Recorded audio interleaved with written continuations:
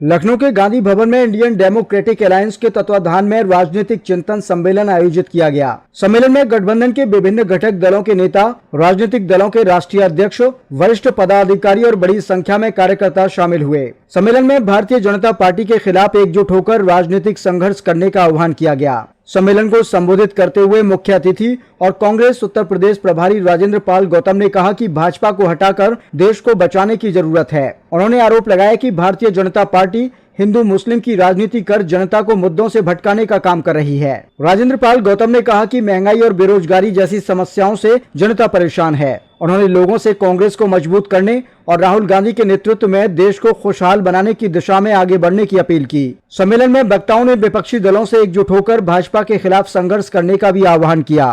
बताना चाहता हूं कि अगर इस देश में मुसलमान और बड़े पड़ोस में पाकिस्तान न होता तो भारतीय जनता पार्टी के लोग गलियों में कच्चा बेचते होते। उनके पास कोई मुद्दा नहीं। वो पूरे देश को सांप्रदायिकता की आग में झोंककर आपको गुमराह करके आपका वोट हासिल करते चले आ रहे हैं। आप ही की ताकत से भारतीय जनता पार्टी सरकार में है। जिस दिन आपने मुंह मोड़ दिया वो सरकार से बेदखल हो जाएंगे, क्योंकि उनके पास कोई विजन नहीं है, उनके पास कोई भविष्य का प्रोग्राम नहीं है, सिवाय इसके सुबह से शाम तक मुसलमानों के नाम पर जहर उगलना और आपको भड़काना। मैं आपसे शिकायत करता हूं, आज बहुजन समाज के सभी वर्गों के लोग यहां मौजूद हैं, कि अगर वक्त रहते आपने उस वक्त कंडम करा होता, गलत को गलत कहा होता, तो आज भारतीय जनता पार्टी आप पे मुसल्लत नहीं होती। हमारा भारतीय जनता पार्टी क्या बिगाड़ सकती है? कभी आपने सोचा मुसलमान नौकरी में है ही नहीं जो निकाल दोगे? मुसलमानों के पास बड़ी बड़ी कंपनियां नहीं है जो खत्म कर दोगे? मुसलमानों की 90% आबादी मजदूरी पर आधारित है जो तुम छीन नहीं सकते। दस्तकार है, अपने हाथ के कारीगर है, उससे वो काम को चलाते हैं। लेकिन जब जब उन्होंने जहर उगला आपने उसको कभी कंडम नहीं कहा। ये मेरी आपसे शिकायत है। अगर आपने उस वक्त कंडम कर दिया होता, मुसलमानों का हुआ दिखाकर 85% को इकट्ठा कर दिया और डरा दिया कि 15% तुम्हें खा जाएंगे, तुम डर गए। तुमने कभी विवेक से काम नहीं किया, ये सोचा ही नहीं कि ये हमें कहां गुमराह कर रहे हैं। उनका मकसद है संविधान को कमजोर करना, उनका मकसद है आरक्षण व्यवस्था को खत्म करना। उसका नेगेटिव मीडिया में चल चुका है। आप रोज सोशल मीडिया पे देख रहे हैं कि सब आरक्षण से ये नुकसान, आरक्षण से ये नुकसान, सारे नुकसान गिरा रहे हैं। मीडिया और उनके पास है, दिन भर चर्चा कर रहे हैं, लेकिन आप उस जाल को समझ नहीं पा रहे। मैं आपसे दरख्वास्त करना चाहता हूं कि आप अपने विवेक से काम लीजिए और भारतीय जनता पार्टी की अकल से काम लीजिए और एकजुट होकर, जिस दिन आप एकजुट हो गए वो 2 दिन भी सत्ता में टिक नहीं पाएंगे। सारा वोट इसी समाज का है जो आज वोट उसी पे खड़ी हुई है। अगर ये वक्त जाग गया तो भारतीय जनता पार्टी 2 दिन भी चल नहीं पाएगी। मैं इन्हीं अल्फाजों के साथ अपनी बात खत्म करता हूँ।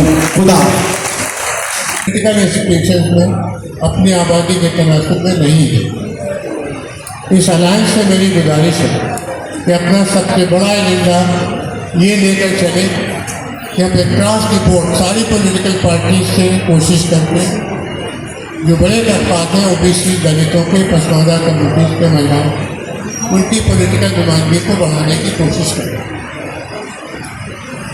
डॉक्टर अम्बेडकर ने बहुत पहले ही बात कही थी 1930 में कि जमहूरी निज़ाम में सोशल इकनॉमिक डेवलपमेंट, समाजी और तालीमी डेवलपमेंट के लिए, आर्थिक डेवलपमेंट के लिए राजनीति में हिस्सेदारी सबसे बड़ी चाबी है। हम लोगों के इश्यूज तो बहुत है, प्रॉब्लम बहुत है। कानून बनाना पड़ेगा, हमने मांग की है और उसको स्वीकार भी किया है। वो मांग ये है कि कोई भी व्यक्ति राष्ट्रपति, प्रधानमंत्री मंत्री के पद पर 10 साल से ऊपर नहीं रहेगा, क्योंकि जो परिवारवाद है उस परिवारवाद ने लोकतंत्र का नुकसान किया। आज की कांग्रेस निश्चित रूप से लोकतंत्र को बचाने के लिए, सही निर्वाचन कराने के लिए, धर्मनिरपेक्षता को बरकरार के लिए पूरी तरह से प्रण किए हुए है। और हम लोग यही चाहते हैं कि हम किसी भी तरह से इस समय जो मौका है हमारे हाथ में 2027 में भी 29 में भी, कि हम किसी भी तरह से इस देश को, इस देश के संविधान को बचा लें, इस देश की एकता अखंडता को बचाने के लिए धर्मनिरपेक्षता को बचा लें। और इस देश में अगर धर्मनिरपेक्षता नहीं बचती है तो आरक्षण भी नहीं बचेगा, सामाजिक न्याय नहीं बचेगा। तो इसी अनुरोध के साथ कि आप सब लोग सोचें कि इस समय अस्तित्व की लड़ाई है, इस समय भारतीय संविधान की लड़ाई है, इस पर विचार करें और किस तरह से हम सबसे बड़े विद्रोही को हटा सकते हैं, उसको घटा सकते हैं और लोकतंत्र को बचा सकते हैं। बहुत बहुत धन्यवाद। बार बार घंटी देनी हो, पैसे की कुर्बानी हो, मेहनत की हो। मैं पिछले 10 साल से बराबर इन सारे लोगों के साथ, धनखड़ जी और सारे लोग हैं, इनके साथ बराबर काम करता रहूँगा। मेरा कोई पर्सनल हित नहीं, मुझे कोई रिजर्वेशन नहीं मिल रहा, मेरे बच्चों को कुछ नहीं मिल रहा, लेकिन मैं समाज के लिए वो दर्द करता हूँ जो मैंने देखा कोई चाहता है। इस देश के अंदर अगर दलितों का रिजर्वेशन ना होता, अगर इस देश के अंदर आप ये समझिए कि बैकवर्ड्स का रिजर्वेशन ना होता तो आपके बच्चों को नौकरी नहीं मिलती। मैं देखता था अपने साथी जजेस को जो उनकी सोच थी, वो सोचते थे नहीं है भी हम बड़े हैं, अरे नहीं ये बराबर हमसे कैसे हो सकता है। तो ये जो चीज़ है, जो सोच है, एक सोच है गैर बराबरी की और एक सोच है बराबरी की। हम बराबरी का नाम पढ़ा हैं, इसलिए सब मिल के आगे बढ़िए और इस निज़ाम को बदलने की तैयारी करिए। हमें कुछ न मिले, लेकिन हमें अपने आने वाली जनरेशन के लिए कुछ ऐसा करना है जिससे ये हुकूमत अच्छी हो, ये देश मजबूत हो। कि जय हिंद साहब हैं, अनिल जय हिंद साहब, या इमरान प्रतापगढ़ी साहब माइनॉरिटी के हैं और राजेंद्र पाल गौतम साहब हैं। ये तीनों लोग मिल करके सारे वंचित, शोषित और अल्पसंख्यक की मजबूती से आवाज उठा रहे हैं। और इस आवाज को दम इसलिए मिलता है कि आज का जो जननायक है राहुल गांधी के अंदर इस बात की क्लैरिटी आ चुकी है 73 बनाम 27, 85 बनाम 15। तो ये जो लड़ाई हमारी नीचे से ऊपर की थी, आज वो लड़ाई ऊपर से नीचे, वो ताकत वो बल हमको मिला है, वही ताकत उन्होंने इन लोगों को दिया और ये कहा है ये ताकत हम नीचे तक ले जाए और लोगों को बराबरी का हिस्सा मिले।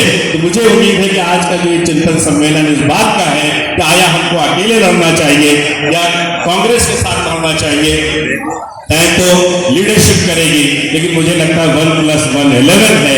अगर आपकी मेहनत और मशक्कत और जो संगठन आपने खड़ा किया है, इसकी ताकत कांग्रेस को, और कांग्रेस जो डिजर्व करते हैं आपका संगठन, उसका बराबरी का हक अगर टिकटों में, और संगठन तो नहीं रहेगा पर टिकटों में अगर देती है और देना चाहिए, तो मुझे लगता है और मुझे उम्मीद है राजेंद्र पाल गौतम साहब को पूरा फ्री हैंड है और उनकी जो समाज की समझ है, उस मुझे उम्मीद है कि बराबरी का हक मिलेगा और मिलजुल करके हम लोग 2027 में अपनी आवाज को बुलंद करके इस हुकूमत को उखाड़ के फेंकने का काम करेंगे, जिसने डायरेक्टली और इनडायरेक्टली मजहब और जात पात के नाम पे सारे लोगों का हक छीन करके गरीब को गरीब तर कर दिया है, पसमानदा को और पसमानदा कर दिया है और चंद हाथों में दौलत देती है और लूट खसोट का बाजार गर्म किया है। मैं इन्हीं बातों के साथ अपनी बात को खत्म करता हूँ। मैं शुक्रगुजार हूँ सुलेमान साहब का और धनखड़ साहब का, जिन्होंने मुझे इस लायक समझा।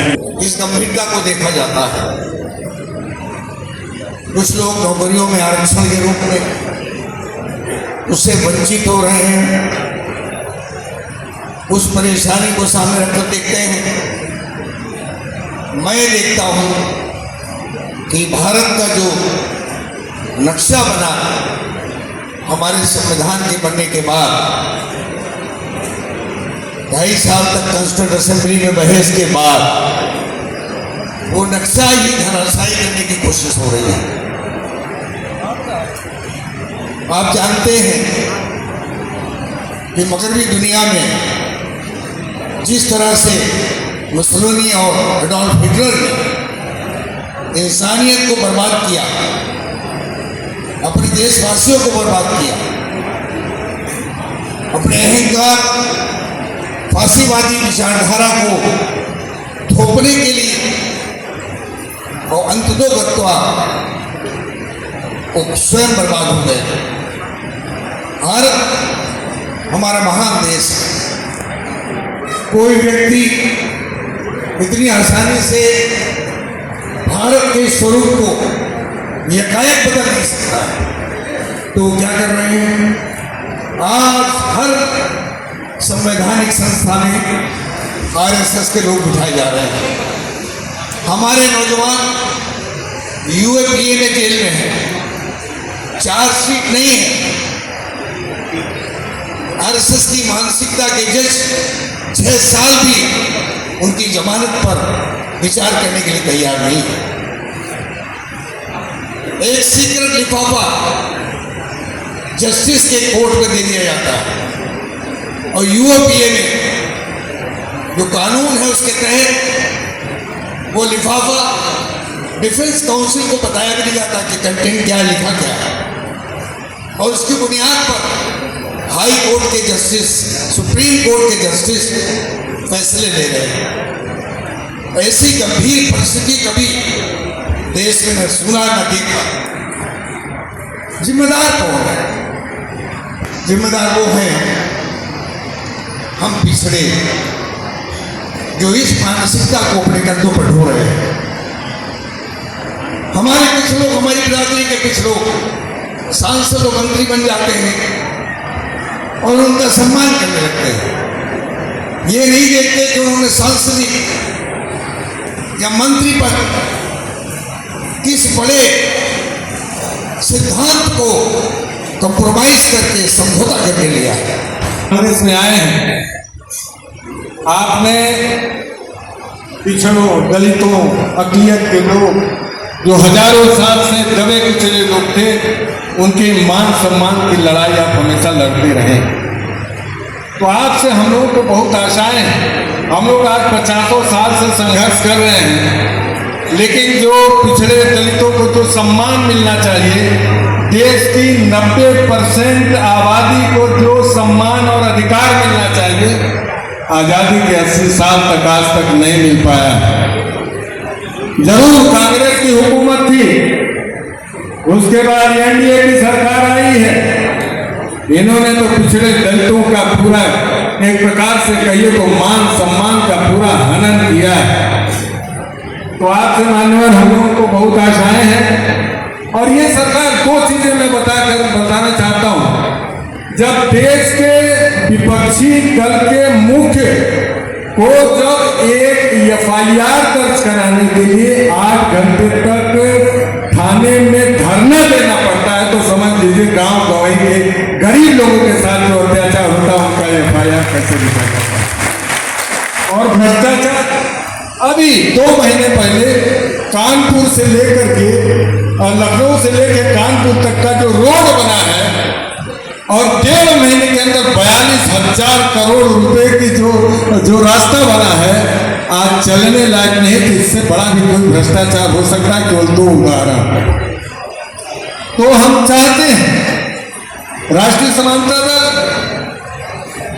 ने अपने बूते पर 2 विधायक बनाए, 8 जगह सेकेंड पर रहे, और उस समय भारतीय जनता पार्टी कांग्रेस से ज्यादा वोट हम लोगों को मिले थे। हम लोग चाहते हैं, और कुल मिला जुला के हम बहुत तो नहीं करते हैं, लेकिन इतना कहते हैं कि हम 1% से 1.5% हम लोग मिल करके वोट और बढ़ा सकते हैं। जब इतना वोट, जब ऐसे ऐसे पूरे एनडीए के सारे लोग इस वोटों का संकलन होगा, उसमें जब इसको हम लोग संगठित करेंगे तो भाजपा कहीं भी नहीं टिकने वाली है, एनडीए कहीं नहीं टिकेगा।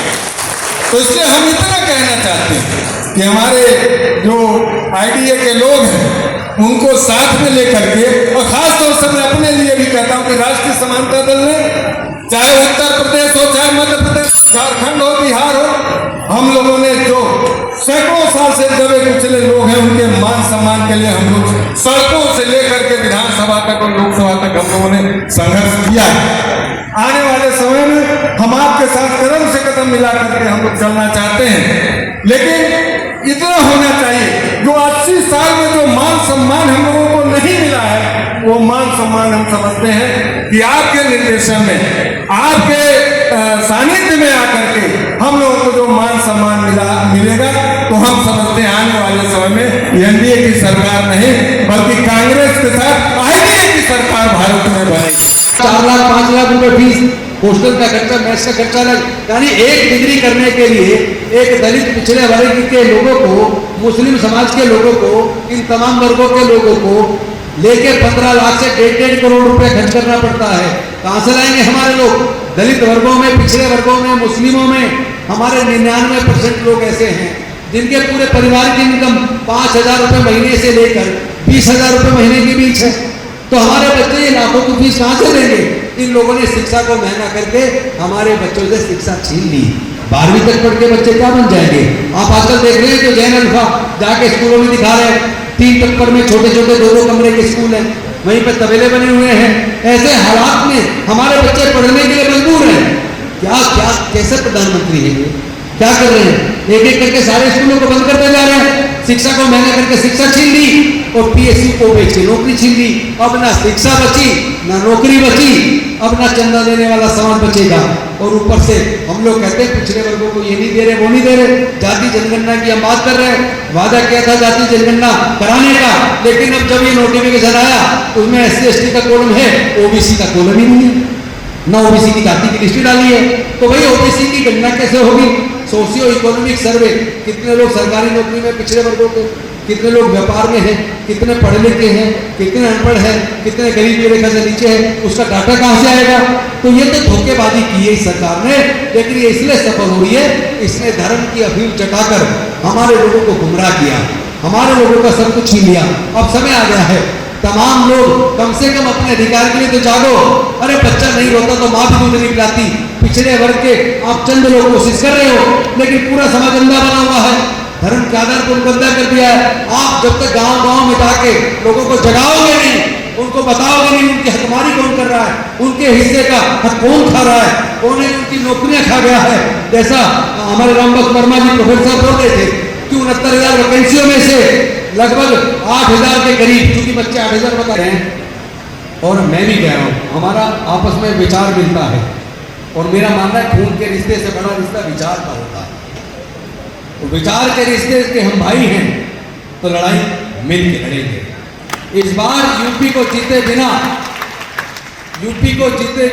योगी जातिवादी वर्ण व्यवस्था का पोषक और इंसानियत का दुश्मन जो ये मुख्यमंत्री है, इस बार उसको यहाँ से उसकी सरकार को काट के फेंकेंगे।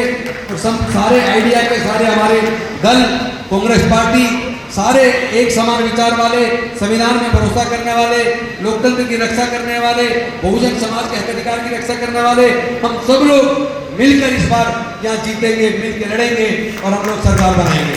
बहुत बहुत धन्यवाद। मैं पूरे उत्तर प्रदेश की आवाम से ये गुजारिश करता हूँ कि राहुल गांधी के हाथों को मजबूत करें, कांग्रेस पार्टी को मजबूत करें, बेरोजगारी दूर करें। और कांग्रेस पार्टी जिंदाबाद, राहुल गांधी जिंदाबाद, राजेंद्र गौतम जिंदाबाद, अजय राय जिंदाबाद, प्रियंका गांधी जिंदाबाद, सोनिया गांधी जिंदाबाद, खड़गे जी जिंदाबाद, कांग्रेस पार्टी जिंदाबाद। जय हिंद, जय भारत। कांग्रेस को न्याय की लहर चल पड़ी है, सामाजिक न्याय ही होगा। अब क्या लगता है और ये जो नकली लोग हैं, जो लोगों के हक अधिकार छीन रहे हैं, जो संविधान को बदलना चाहते हैं, जो नफरत फैलाते हैं, धर्म के नाम पर हिंदू मुसलमान करते हैं, जाति के नाम पर हमारे लोगों को पिटवाते हैं, ऐसे लोगों को अब सत्ता से उखाड़ फेंकने का समय आ गया है। क्योंकि इनका बुलडोजर केवल मुसलमानों के घर पर, दलितों के घर पर चलता है, और इनकी पुलिस एनकाउंटर के नाम पर मुसलमानों को मार रही है, दलितों को मार रही है, यादवों को मार रही है, कुर्मियों को मार रही है, ब्राह्मणों को मार रही है। तो ये तो सरकार 2027 के चुनाव को लेकर क्या कहना चाहेंगे? कितनी सीटें कांग्रेस जो है यहाँ जीत सकती है?